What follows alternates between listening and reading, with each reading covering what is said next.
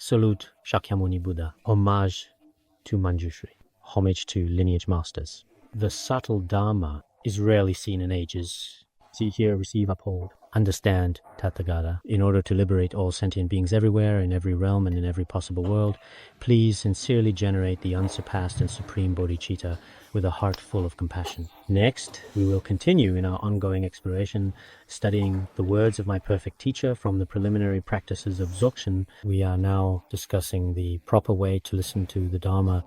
The behaviors to be abandoned have already been explained. Now we are talking about those to be adopted. Among the behaviors to be adopted, the first, relying on the four contemplations specifically in this context, has already been fully explained. Next, we will now proceed to immediately discuss the second point, possessing the six perfections. In the process of listening to the Dharma, we also need to embody the six perfections.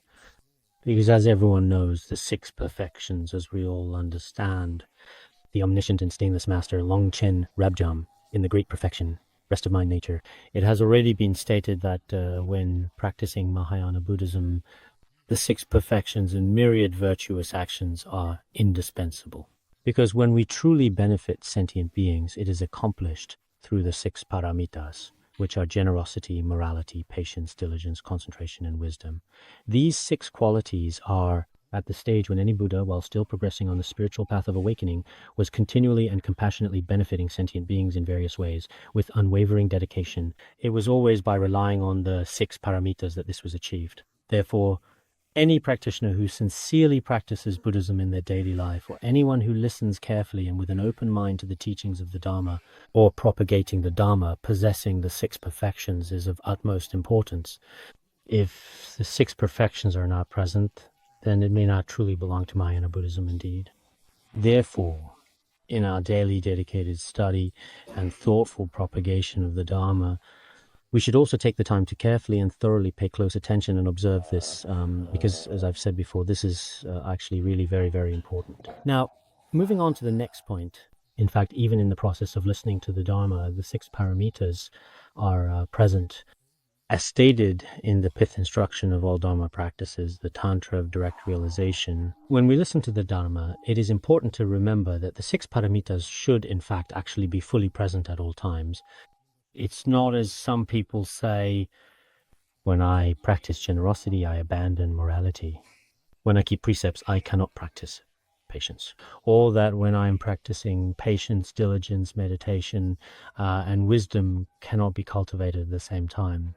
It's as if the six paramitas are completely separate, like East Mountain and West Mountain, as if they are independent, and divided such a view is definitely incorrect. Whether it is the Ornament of the Sutras or the Ornament of Clear Realization, and other texts like Mahayana Sutra on the six paramitas, all state that when practicing one paramita, all six paramitas are present. In other words, put simply, within a single paramita, all the other paramitas are included or encompassed and practiced together. This is truly the highest state of a Mahayana Bodhisattva. When we study the Ornament of Clear Realization, it is important to note that everyone should be absolutely clear about this. In the final few stages of the preparatory practices, it is often mentioned that within one paramita, all the other paramitas are encompassed and practiced together. This is the true conduct of the truly perfectly balanced preparatory practice. It is a sign of the perfection or culmination of balanced preparatory practice. Just as the essential instruction for all practices, Tantra Direct Realization, states it this way: offering flower seeds, always maintaining discipline, decorum, not harming any sentient beings, and having pure faith in the teacher. Listening attentively to the teacher's instructions, resolving doubts and difficult questions, the listener possesses the six branches. This is how it is explained in this essential instruction text. Each individual line presented here already, indeed, clearly illustrates and demonstrates one of the important paramitas, in fact, in its own unique way. In order to achieve this, a listener must possess all six paramitas. We should not think, right now, I can listen to the Dharma. I don't have the chance to practice generosity, nor can I uphold discipline or practice patience. At present, I have no way to practice any of the six paramitas because I'm especially busy and attend teachings every day. Where is there opportunity for generosity? We shouldn't think this. Even if you don't actually have enough time to assemble or gather many poor and needy people separately, perhaps in your own community or local area, and give them material offerings every day. It doesn't matter if you don't have such time. As long as you listen to the Dharma properly and in accordance with the teachings, actually, in the process of listening to the Dharma, if we adjust our conduct even a little, we will definitely possess all 6 paramitas. Some people who did not really understand the Dharma before, for example, in the past, used to think I should go out and maybe come up with some ideas, like seeking alms or fundraising to gather some wealth and then start practicing generosity. Otherwise, in this life, I'll have very few opportunities to create the causes for generosity. If I don't practice generosity, I can't possibly perfect the 6 paramitas. This really isn't reasonable at all, so I suppose I'd better just give up the opportunity to listen to the Dharma. Such thinking and statements are definitely incorrect. As long as we have such skillful means and this kind of motivation, we can say that we can accumulate many merits. On the other hand, whether we are teaching the Dharma or listening to the Dharma, we are not following the Dharma. Listen improperly.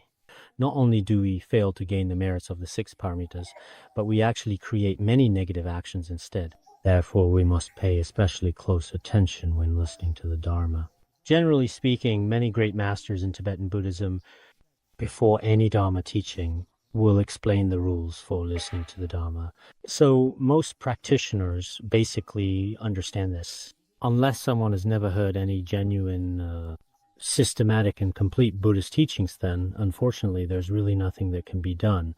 Apart from that, for the most part, everyone, as is commonly observed, typically speaking, has a good understanding of the proper way to listen to the Dharma. We also hope that all Dharma friends who have formed a connection and are listening, no matter what ethnicity you are or which city you live in, will always listen to the Dharma in an authentic way in the future. If you listen in a proper and authentic way, all the merits and benefits spoken of in the Dharma can arise within your own mind stream. We listen to the Dharma in order to attain liberation and to gain true merit.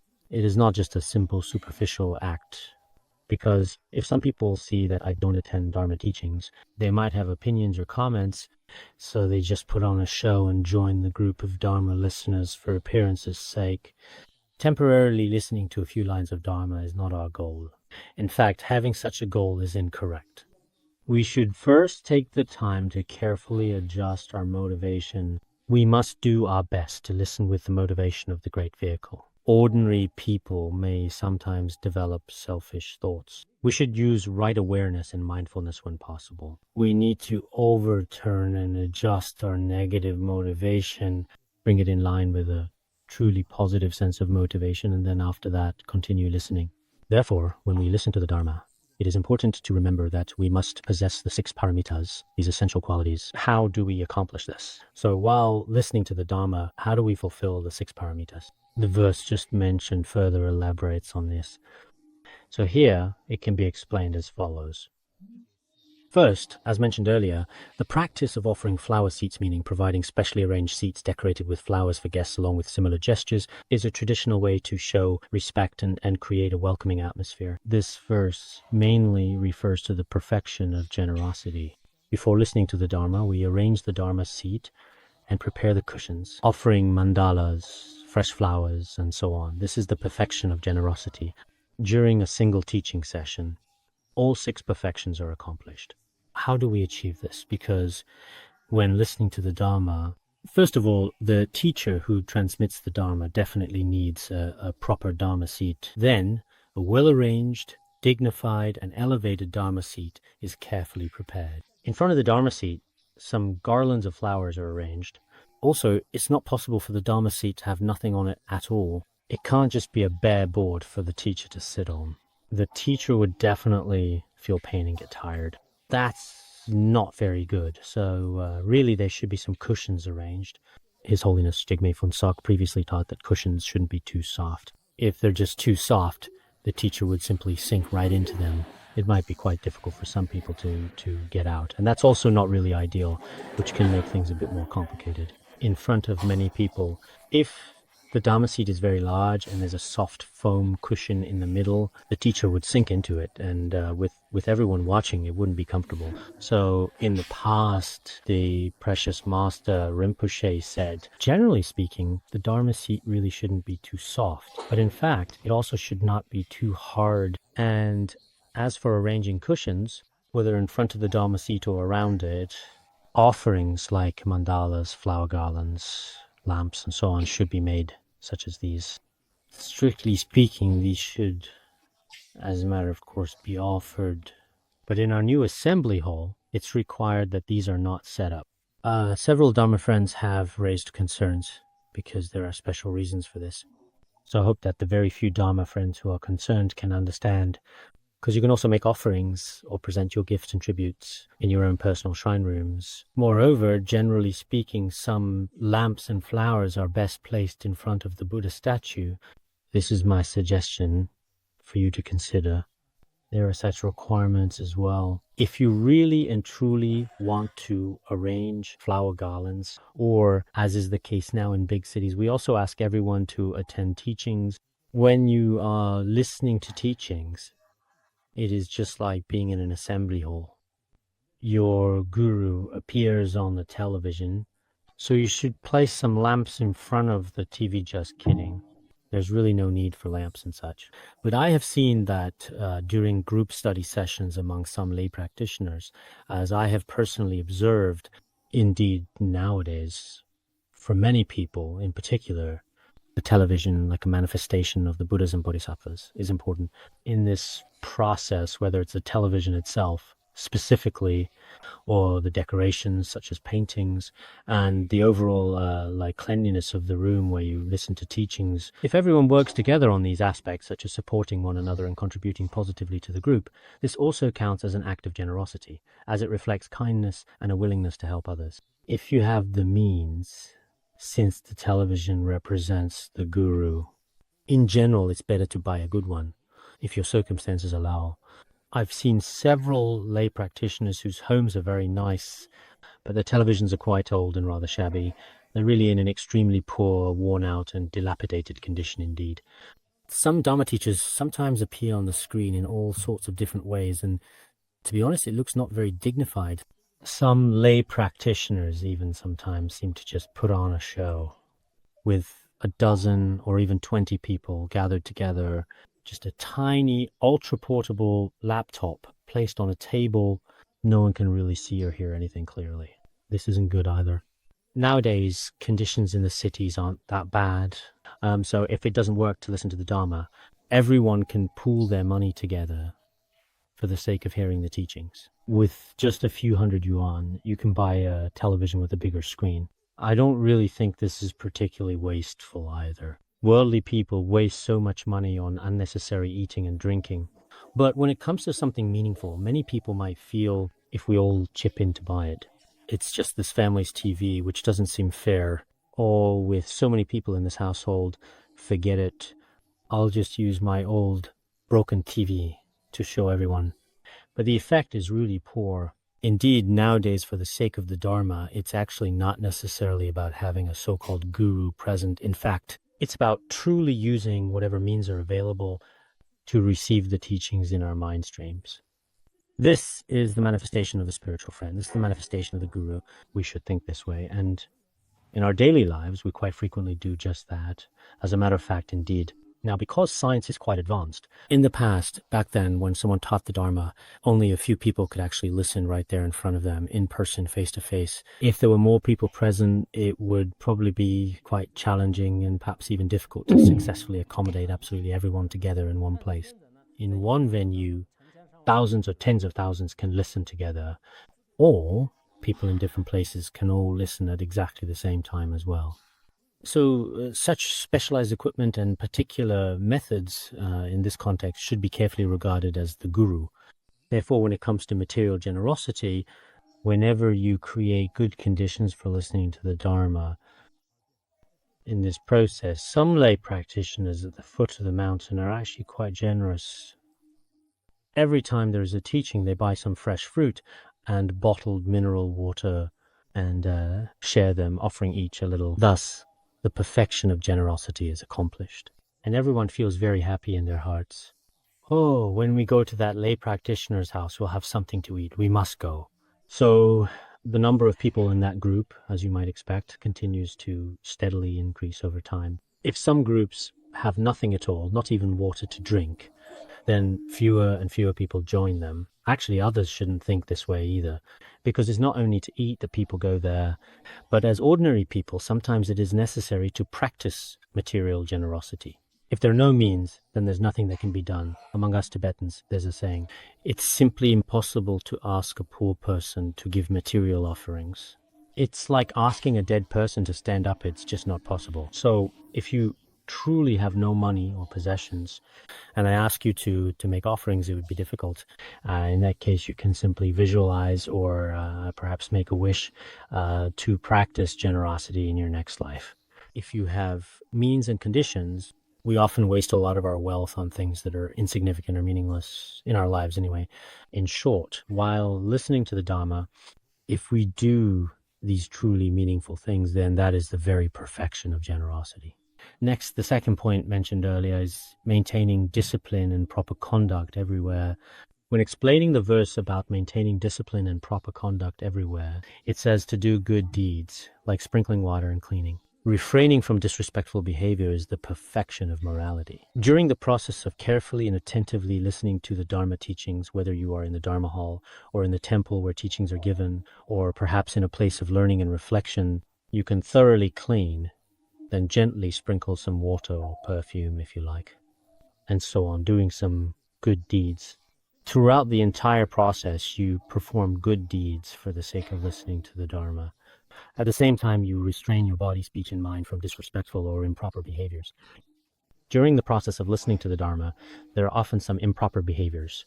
If all these improper behaviors are completely eliminated, if it's a long session, before finishing the teaching, all your actions are proper and in accordance with the Dharma. For a short session, 1 or 2 classes, your conduct from beginning to end, without exception, is entirely proper and in accordance with the Dharma. In the past, during our process of listening to the Dharma, we often noticed that some great masters and some people with good practice, every day during the process of listening to the Dharma, truly listened with a joyful and receptive heart, as if drinking nectar. But for some people, perhaps due to karmic forces from past lives or their own actions, every time the guru is thoughtfully teaching the Dharma, they quietly whisper to each other below, secretly doing all sorts of different things. This happens every time, and it may also be the manifestation of their own karma. We hope that during the process of listening to the Dharma, since you can't really do anything else at this time anyway, there's not much more you're able to do right now. You must act properly and respectfully with body, speech, and mind. You should eliminate any and all signs of arrogance, as well as behaviors that belittle others or any other improper conduct, as will be discussed below. All improper behaviors while listening to the Dharma should be completely eliminated. This is the perfection of morality. Actually, if we truly put it into practice, these 6 perfections should be achievable. It's not difficult. To remain in the 3 spheres, being empty, free from all conceptual elaborations. For many ordinary people, this is indeed difficult. But as for possessing these 6 perfections, I have examined this in detail before. If we keep mindfulness and awareness and watch body, speech, and mind, there should be absolutely no problem at all. This is indeed the very perfection of morality, truly flawless. Next is the perfection of patience, which, as mentioned in the previous verse, means not harming any sentient being to any living creature, not causing harm to any living being, including ants, and being able to endure all kinds of hardships, cold and heat. This is the perfection of patience. The perfection of patience in the context of listening to the Dharma as it is traditionally taught means not harming any sentient being, whether intentionally or unintentionally, in any way, including any living creature. Serious harm, for example, during a Dharma teaching, if it's especially hot, even sweltering, in the summer, and mosquitoes are biting you, whether during the day or at night, you really shouldn't be listening to the teaching while at the same time, right away slapping and then, as it happens, killing the mosquito. Or if there are cockroaches or ants on the ground and you go smack like that, doing this while listening to the teaching is definitely a very terrible thing. For larger beings, you can't kill them while listening to the teaching. You can't be listening to the teaching and killing a yak at the same time. That's probably not something you could do either. But in any case, you must not, under any circumstances, harm any life. At the same time, you also must not harm your fellow Vajra brothers and sisters nearby. Listening to the Dharma, many Dharma friends and Buddhist companions gather together. At this time, if someone has a bad temperament or behaves inappropriately, it's very likely that they might start attacking others with various kinds of speech, slander others or look down on them. It's like while listening to the Dharma, you suddenly act like you never have time for this in daily life. At this moment, you bring your grudges out into the open and start competing with others. This is unreasonable, so you should not harm any sentient being. Moreover, when listening to the Dharma, no matter how hot or cold the weather is, or how long the teaching session truly lasts, you must patiently endure all kinds of difficulties and challenges throughout the entire process. Nowadays, when we listen to Dharma teachings, we really do encounter some difficulties. It's not that easy to get from your home to the place where the teachings are held. Here in some cities, you often have to spend money. Without spending money, you can't reach places by walking. On our mountain, we don't pay anything to attend classes. And we don't have to pay to get from home to the assembly hall. But in the city, it's different, even without money. Whether it's releasing animals or attending teachings, there really are a lot of difficulties. Some people, just for 100 days of animal release, have to spend several thousand yuan a year just on basic transportation costs. For ordinary people, that's an enormous amount of money. There are also some people whose income is, in fact, actually very low. To listen to the Dharma, they take public transportation or taxis, and when they get there to attend the teachings, they might even treat many Dharma friends to a meal together. This expense is significant, and it's something you might find hard to bear. If your patience isn't well cultivated, it can be especially painful inside, because for some people, spending money hurts even more than physical pain. Cutting a bit of flesh may not matter, but taking out money feels even more precious than your own heart. So this, too, is in fact a form of forbearance. When hearing the Dharma, this can be considered when listening to the teachings. If you can accept everything the teacher says, this is a form of forbearance for some, maybe due to karmic ties from past lives. Even if the teachings are basic, they feel it's too superficial. Think, why? Listen, what's he saying? They just wish class would end sooner and start to feel annoyed. Sometimes the master talks too deeply. Alas, I don't understand. Astronomy talk, I can't understand it. Might as well forget it. Just wait for class to be over. They feel annoyed. For some, it might be like this. But for others with virtue, whatever teacher teaches, simple to understand, or extremely profound teachings, they are happy to accept it all. Speaking for myself, no matter what the teachers are teaching, basic or profound, I never feel aversion, I feel joyful instead. Every time I study these teachings, there is truly a deep, indescribable joy in my heart. From this perspective, maybe it's because I studied and reflected in past lives, or for another reason, I'm not sure. Because when I used to study things like physics, chemistry, or worldly history, I would often feel bored at that time. It seemed like what the teacher said sometimes didn't make much sense. Wasn't the true principle. But later on, whenever it came to teachings related to the profound Dharma, when explaining the Sutra of Wise and Foolish, these appear to be very ordinary stories. But when you think about it, the meaning within is extremely profound. The same is true when teaching the extensive biography of Shakyamuni Buddha. Generally speaking, for people like us calling ourselves intellectuals is a bit embarrassing. But truly, for people like us, no matter from which perspective you look at it, someone tells a story like this, we probably wouldn't really be so eager to listen, not at all. But still, we are willing to listen and receive them. Previously, His Holiness Jigme Phuntsok taught the Sutra of the Wise and Foolish once. At that time, I felt I hadn't truly remembered many of the stories in my heart. Later, when the Guru was nearing Parinirvana, he taught it again, and I was very happy. So perhaps this is due to differences in our karmic connections from past lives. But some people cannot tolerate any Dharma, whether profound or simple, they cannot accept either. For disciples, having such an attitude means that the perfection of patience is not complete. No matter what Dharma is being taught, one should feel gratitude and listen joyfully, able to accept it. In short, being able to accept the Guru's teachings oneself is indeed called the perfection of patience. Next, let's talk about the fourth perfection, diligence. Diligence is noted as having pure faith in the teacher and the teachings. It means eliminating wrong views toward the Guru and the authentic Dharma. Listening to the Dharma with deep, sincere, reverent devotion and a joyful heart. Perfection in diligence. The perfection of diligence, in its truest sense, truly signifies that during the Guru's process of teaching the Dharma, all wrong views, doubts, and negative attitudes toward the Guru must be completely and thoroughly eliminated.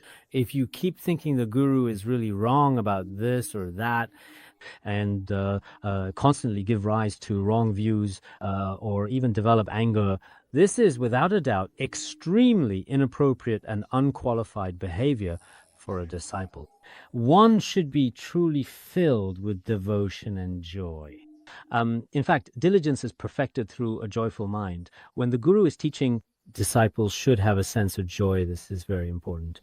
If there is no joy, and everyone looks rather gloomy and miserable. I watched a video of a Dharma teacher giving a lecture at a Buddhist institute, and as I watched, I saw the teacher's expression for a while. The Dharma teacher was extremely happy, truly appearing to be very joyful the whole time. But when I carefully looked at the group of disciples below as they were leaving, all were miserable. It was as if each of them truly and unmistakably resembled one of the 18 arhats. Sometimes everyone would show different expressions, but it still didn't seem right. I don't know why, but their attitude was not particularly joyful.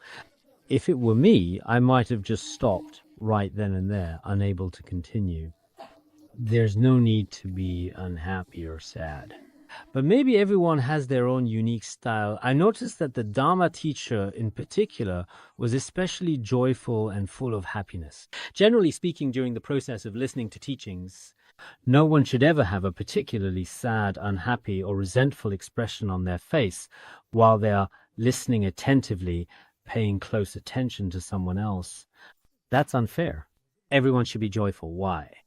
Because we are truly listening to and receiving the Mahayana Dharma after countless eons. In one's entire life, this is extremely rare and precious.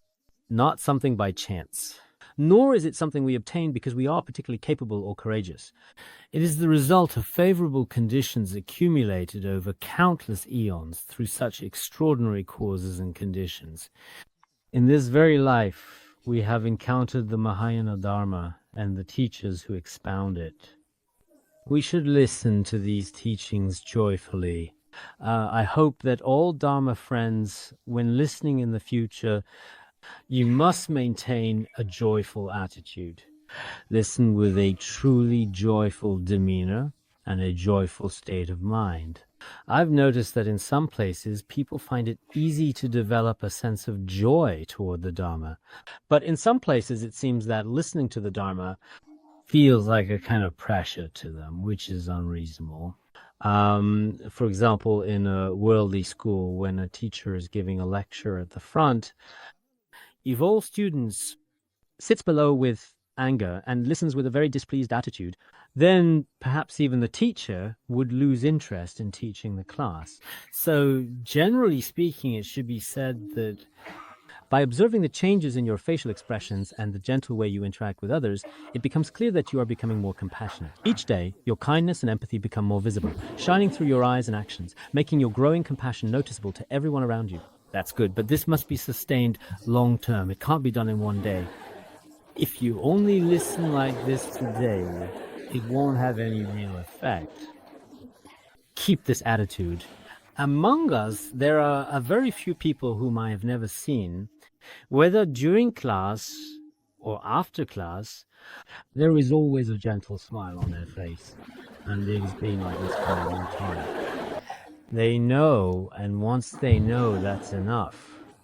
Next, we have now finished thoroughly discussing the perfection of diligence in detail, and at this point we will now move on to the next topic, which is the perfection of concentration. The verse just now said that it is the state of tranquility and contemplation. When your mind does not wander and you listen closely to the Guru's instructions, that is the perfection of concentration. When listening to the Dharma, your mind should not be filled with random thoughts or mental distractions of any kind, nor should it be scattered or become distracted by wandering attention. It is important to remain calm and focused so you can truly absorb and understand the teachings. Your mind should be focused and single-pointed from the very beginning to the very end. You should always focus your attention on the Dharma teachings given by the Guru. In fact, concentration is extremely important for everyone. If your mind isn't focused, generally speaking, the profound meanings of Buddhism, you can't be indecisive looking around. It is simply impossible to accomplish everything with such a scattered mindset. Therefore, your mind must not wander elsewhere at all. You should listen to the Guru's teachings with unwavering focus. This is called the perfection of meditative concentration. When we attend teachings, we must completely set aside all other important matters. This is also a kind of habit. If you cultivate this habit from the very beginning, every time you listen to teachings, your mind gathers and focuses. But if when you start to meditate or listen to teachings, your mind begins to wander, thinking about this and that, your mind will never settle down. Actually, our mind is really just like a small child. If from the very beginning we educate it properly well, its behavior is always in line with the rules.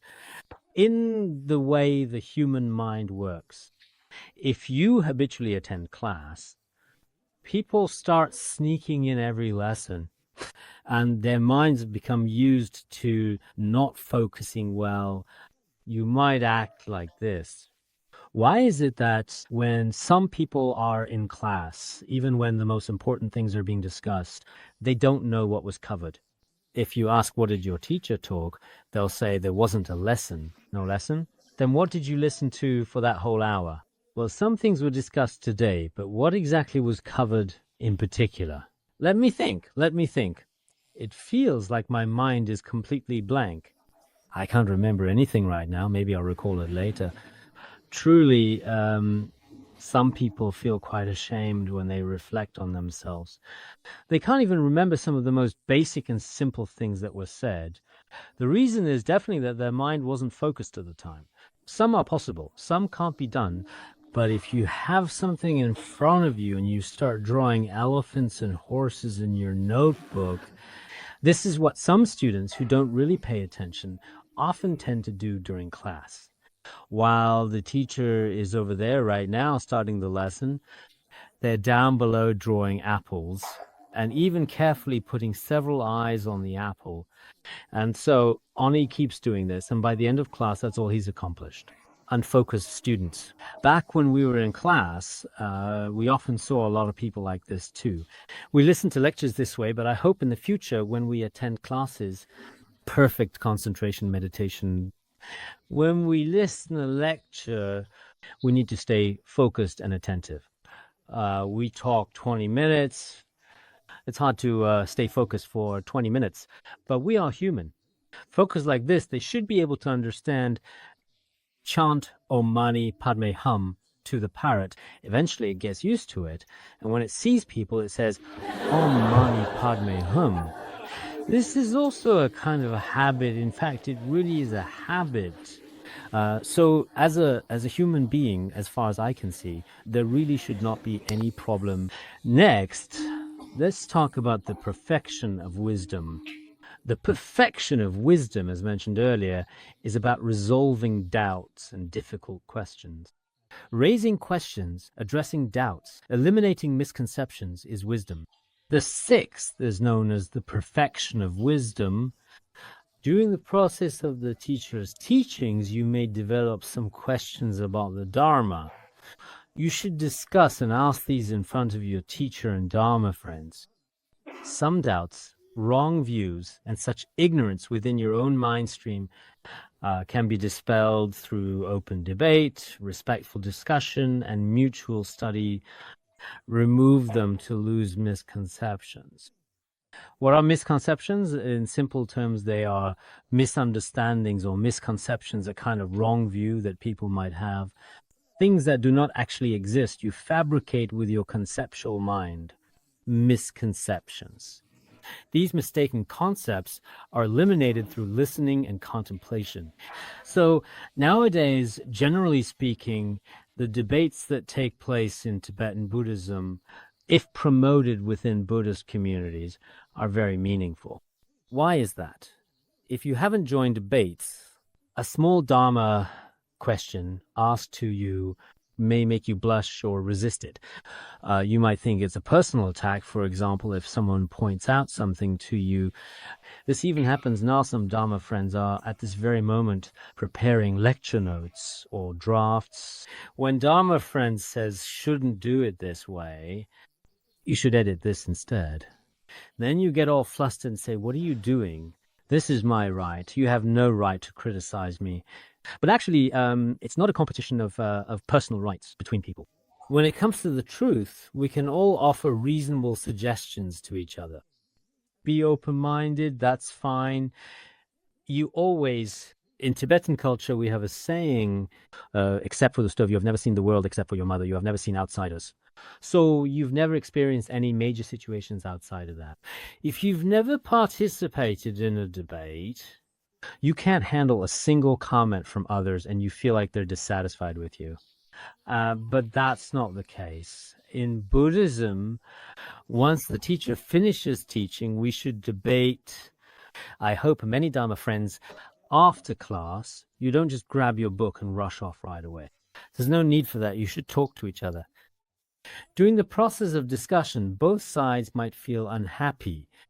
When we started debating, we felt uncomfortable, but we never argued or quarreled. Maybe I'm honestly not particularly good at debating, but really over the course of more than 10 long years, I've discussed Buddhist questions with many intelligent Dharma friends. Every day we talked late. For example, from 6 in the evening all the way until midnight, it would be at night. 3 or 4 in the morning, we discussed one issue. When I visited a Khenpo, we discussed topics. If we couldn't resolve it today, we would continue debating it the next day. For half a month, we worked to clarify the issue. These experiences impressed me. That's why when it comes to the Dharma, you must refine it just like smelting gold. Repeatedly bring up your doubts and have them dismantled in front of wise people. In this way, you will come to understand the logic taught by the Buddha. The reasoning the Buddha expounded is truly supreme. You should develop a very firm conviction in your own mind. Otherwise, at the very beginning, before you've encountered anything, you might think your own discriminating thoughts are absolutely correct. But when someone truly wise examines them, can't withstand wetting paper, it falls apart. The wisdom that you once firmly believed to be so very reliable and trustworthy indeed is dismantled if checked with reasoning. Therefore, after listening to the teachings, please discuss with your Dharma friends. Engage in discussions and don't get angry. Why angry? Nothing to upset about. If someone says stuff, you react, why are you talking about me? But it's not about you, but about meaning of the teachings.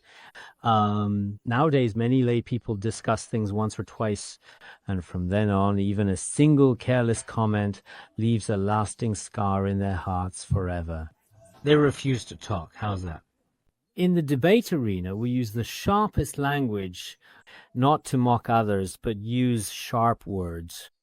Sometimes, intentionally or not, we challenge another person's wisdom. I know he understands this principle, but I still use another, even sharper argument to refute his viewpoint.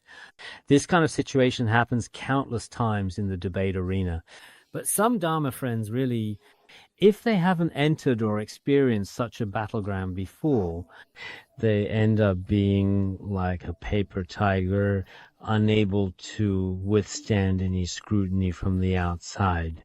I hope that during our process of listening to the Dharma together, we don't think hearing once is enough. We should resolve some of our doubts. This is very necessary. This is the 6 paramitas. All Dharma listeners should possess the 6 paramitas. I remember that J. Tsongkhapa in the Lamrim Chenmo also said this. If one can practice while genuinely possessing the 6 perfections, the power is truly tremendous. Therefore, we must most definitely and truly possess the 6 paramitas. This is extremely important.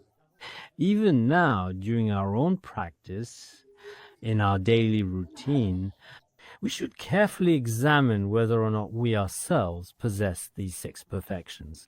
This is indeed very important. If we do not possess these 6 perfections, then it means that our spiritual practice, the way we conduct ourselves and follow the teachings, is actually not truly in accordance with the Dharma. So we should also observe ourselves carefully and regularly. Long ago, it was Master Wu Yi, who hailed from the Han region, who also notably expressed that the practice of sincerely reciting the Buddha's name truly encompasses all of the 6 paramitas. For example, when reciting the Buddha's name, you let go of your body, mind, and the world. Letting go of your body, mind, and the world is called the paramita of generosity, dena paramita. When reciting the Buddha's name, if you are neither greedy nor angry in your thoughts or actions, then that is considered the paramita of morality, also known as sila paramita.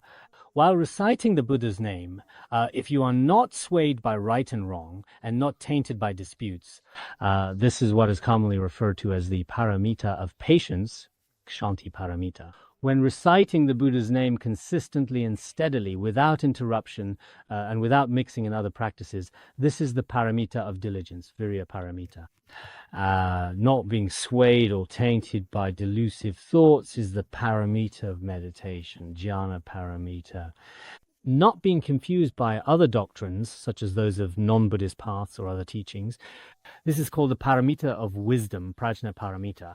It has also been said that when reciting the Buddha's name, for example, during one session of reciting the Buddha's name, all of these can be fully present. Also, when we perform life release fangshan in our daily lives, this practice can also encompass all 6 paramitas. For example, when we release some living beings, at that time, there is also the giving of Dharma. Life release itself is an act of fearlessness giving, which can be considered the paramita of generosity, dena paramita. During the process of life release, we are also benefiting sentient beings. To benefit sentient beings, in release, we do not harm beings. In Hinayana, non-harm means keeping precepts. From the Mahayana perspective, benefiting sentient beings in any way is considered observing precepts. Therefore, this is the paramita of morality, sila paramita. When performing life release, whatever difficulties or suffering you encounter, whether it's rumors or attacks from others, if you are able to endure all of these, this is called the paramita of patience, shanti paramita, the perfection of patience. During the process of life release, day and night, no matter how hard or how tiring it is for you, if you continue without interruption. Now, there are very few Dharma friends who perform life release every year through all seasons without stopping. Paramita of diligence, virya. During the process of life release, if your mind has no other motives and you truly believe that other lives are extremely precious, and you are determined to help sentient beings escape suffering and find happiness, this mindset is paramita, meditative concentration, dhyana paramita. Such life release, when accompanied by chanting mantras and reciting scriptures for blessing, when you bless other sentient beings, wisdom gently arises within their mental continuum. Or, if you dedicate the merit through the method of the 3 spheres being empty, Paramita, wisdom, prajna, paramita. Therefore, when we perform life release in daily life, we can also fulfill all 6 paramitas. According to the view of Khenpo Ngagchung, those who teach the Dharma can also embody the 6 paramitas. In what ways can a person truly embody and put into daily practice the 6 paramitas, which are the essential perfections in Buddhist teachings? Because the Dharma teacher wants to help others, not seeking fame or material gain.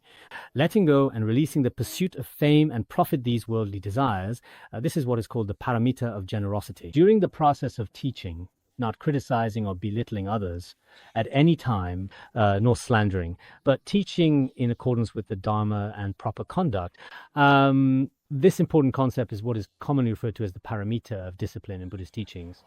While teaching the Dharma, whatever suffering you encounter, no matter how great or small, you are able to endure it, including when others question. And when you are teaching, you are truly able to accept and even deeply appreciate the most incredibly profound Dharma teachings by yourself. If you can persevere through all kinds of severe, cold, and intense heat, this is the paramita of patience, which is one of the 6 perfections. When teaching the Dharma day and night, or at every moment, you do it with a joyful heart, completing it without interruption. This is the paramita of diligence. During the teaching process, your mind is always focused on the Dharma. Focusing on words and meanings of Dharma, meditative concentration paramita. Those who teach the Dharma have the meditative concentration paramita, because if your mind is not focused, you definitely won't be able to finish teaching a class. Sometimes when listening to or teaching the Dharma, if your mind is focused, teaching is easier. When teaching the Dharma, your mind must be attentive to the teachings. If you lose even just a little bit of focus, you simply won't be able to say anything at all. But listeners are not always like this. Your mind might be elsewhere the whole time. As you listen to Dharma, your mind could be outside, engaging in unwholesome activities. Other people can't tell unless they have the ability to read minds. Perhaps Dharma listeners are like mangoes. There are 4 types. Some people are very focused, both outwardly and inwardly. Some seem very attentive, staring intently, but their minds have already quite clearly and undoubtedly wandered elsewhere, outwardly focused but inwardly distracted. This kind of situation is quite common. But for the one teaching the Dharma, even a slight lapse in inner focus, this situation might actually make it completely impossible for someone to speak or express themselves at all. Would you say that's true as well? Do you agree with that assessment? That's why in Buddhist teachings it is often referred to as the perfection of concentration and the perfection of wisdom. By teaching the Dharma, the wisdom of hearing and contemplation arises in the disciples' minds. This too is indeed the perfection of wisdom, or when the Dharma teacher realizes the emptiness of the 3 spheres, seeing all as like a dream, and continues to maintain this state of wisdom in this way. That is what is called the perfection of wisdom.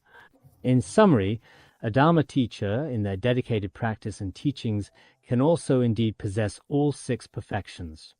Therefore, as long as we have wisdom, whether you are listening to Dharma, teaching Dharma, releasing animals, reciting Buddha's name, or doing other good deeds, the 6 perfections, which are important qualities in this context, can all be fully present, expressed, and practiced in exactly the same way as before.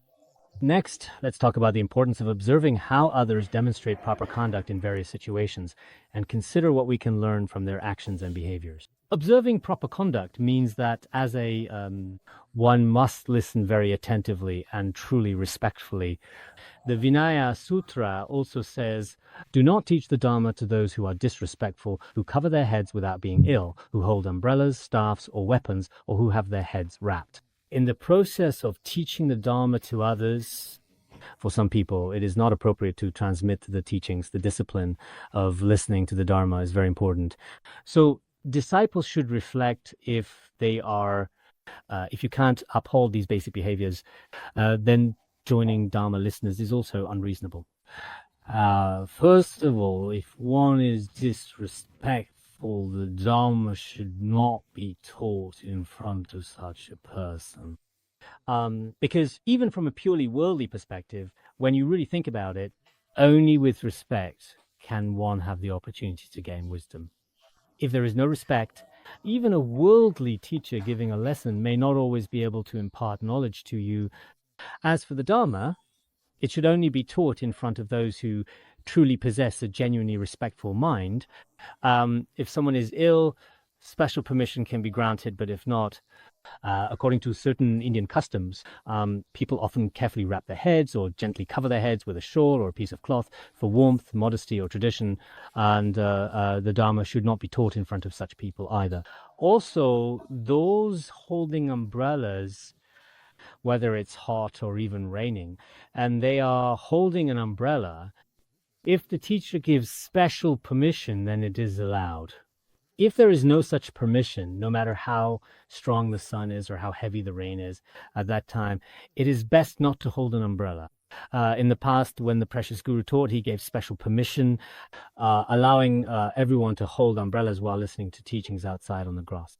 Sometimes, however, he would not give permission and would require disciples to deliberately practice austerity. No matter how heavy the rain, this was ascetic practice for the Dharma. He insisted we should not use umbrellas. I remember when we were at the east peak of Mount Wutai. At that time, the precious Guru was teaching the Manjushri Great Perfection. By noon, it was raining especially hard. Then the Guru said, "It's summer, no even little sparrows outside won't freeze to death. It's best if you don't use umbrellas, and please don't cover your heads with your robes either. Just listen like this, with attention." This also symbolizes respect for the Dharma. Everyone below was completely soaked, but they stayed like that the whole time. The rain was down, yet everyone kept listening. So sometimes, for the sake of perhaps people in the world today might not be like this. If a guru is teaching and insists on holding an umbrella, or if there's no umbrella, you listen to teaching in rain, it seems like something impossible to do. But in fact, we really should always strive to maintain this kind of deep respect for the Dharma. Also, leaning on a cane or holding weapons, these are all considered signs of disrespect in many cultures, as such actions can be interpreted as showing a lack of proper regard or seriousness during important situations. With your head wrapped up, you should not expound the Dharma in front of such people. As stated in Entering the Path, if you are not ill but instead cover your head, wrap your head, or hold an umbrella, or if you are holding a knife, a weapon, or a staff, then do not teach the Dharma to those who are disrespectful or lacking in respect. The verses from the Bodhikaryavattara and guidance in the Vinaya Sutra are basically the same, really. So when we listen to the Dharma, we must be proper and follow the rules in accordance with the Dharma. If you do not listen in this way, especially in front of those who are disrespectful, and particularly when receiving the Dharma, you begin engaging in a lot of different illegal activities and questionable things down there in that place, The fault is extremely, extremely serious. It can lead to rebirth as an animal, as discussed before. If you are disrespectful while listening to the Dharma, you may be reborn as a parrot in your next life.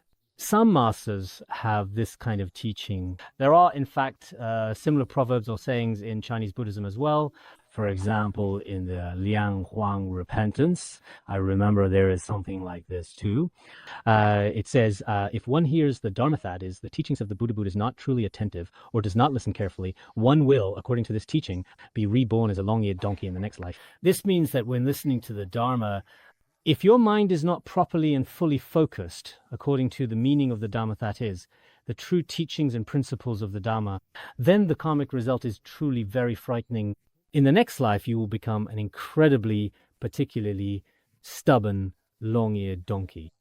Being reborn as such an animal in this situation is also genuinely quite pitiable and unfortunate.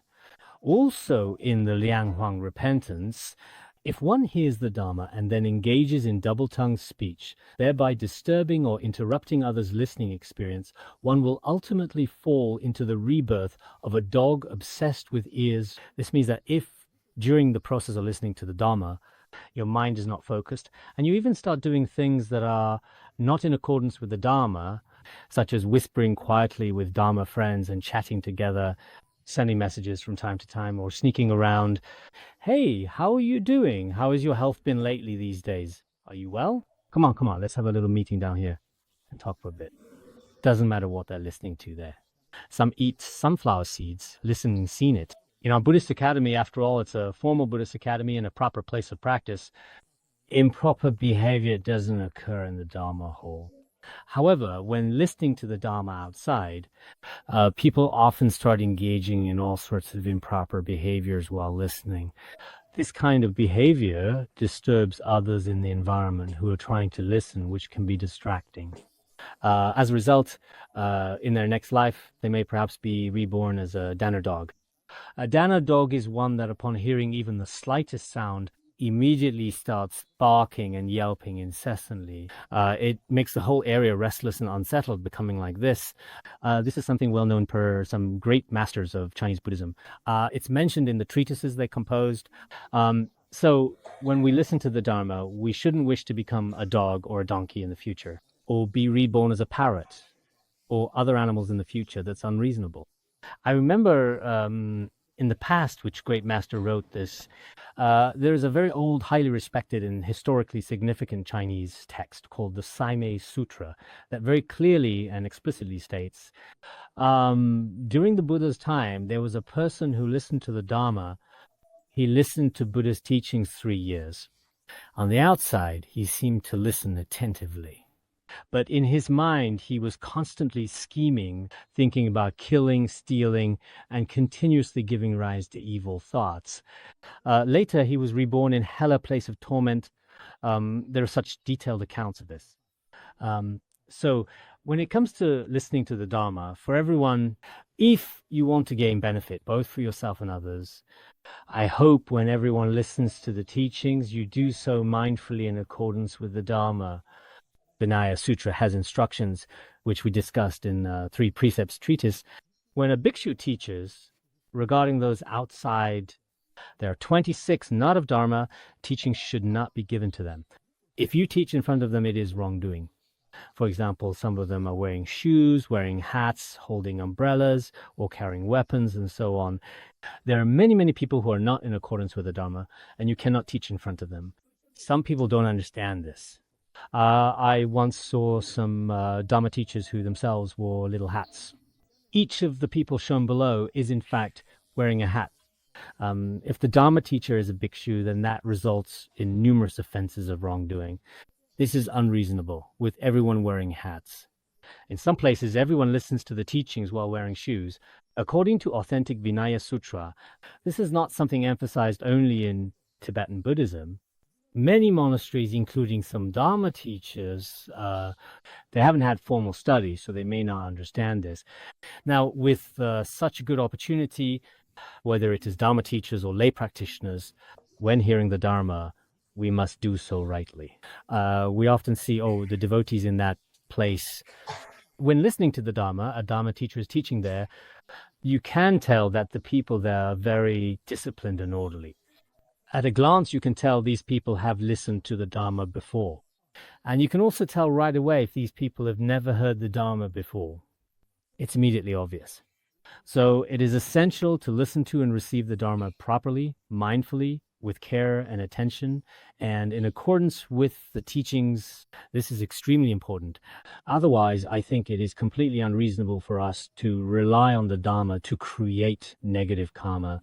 There are some actions that should not be done and some that really should be done. This is also explained in the Jataka tales. Sit comfortably in the lowest seat and maintain a gentle demeanor. Look at the teacher with joyful eyes, listen to his words as if drinking sweet nectar, and concentrate wholeheartedly on hearing the Dharma. This is what we should do. So how should we do it? The Dharma teacher should sit in a high place on an elevated Dharma throne. The other disciples should sit a bit lower in comparison than the teacher.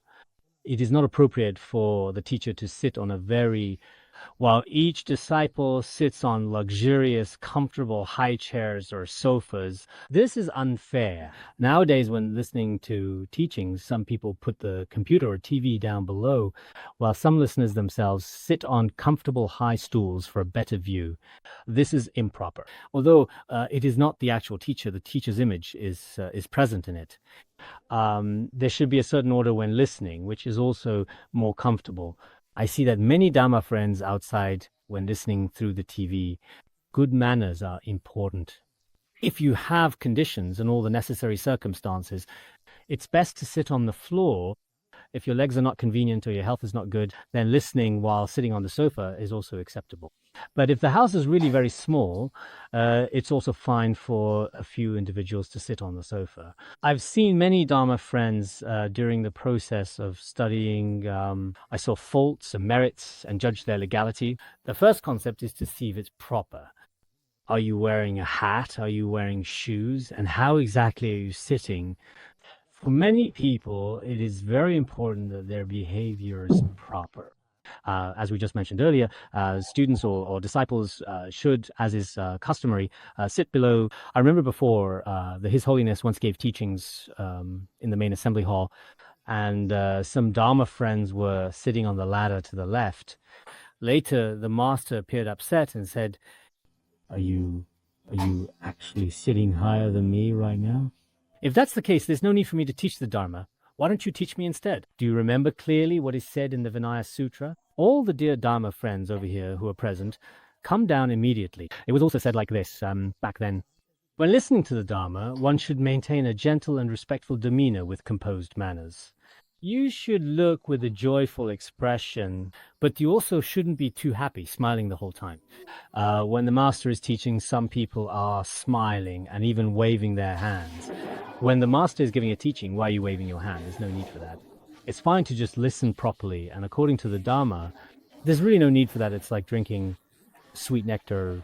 You should listen very carefully and with your full undivided concentration, just as you would slowly and thoughtfully savor. Previously, we talked about the Father and Son Collection Sutra earlier. It was in the song Dynasty when Master Rinpoche translated it. It was translated by Imperial Decree, and I recall there's a line in it. A wise Dharma teacher who skillfully uses expedient means with compassion and understanding can reveal the true unconditioned path. Those who aspire to tranquil bodhi should always respectfully draw near. I really like this teaching. It's something I find quite meaningful, which, by the way, was translated during the Song Dynasty. A spiritual teacher with skillful means, wisdom, teaches true unconditioned path for someone who truly aspires to the peace of Bodhi. Should rely on such a teacher for a long time with joy and respect. We should approach our teacher joyfully and hold them in high regard. Actually, I still have a lot more to say, but it seems we're running out of time. According to what is stated here, we must eliminate all forms of disrespectful conduct. I won't say more.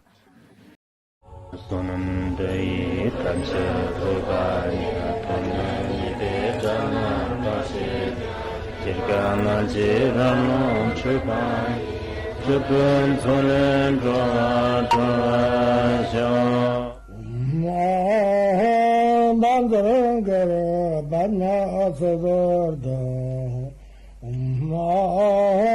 Bandara Badna Sodargye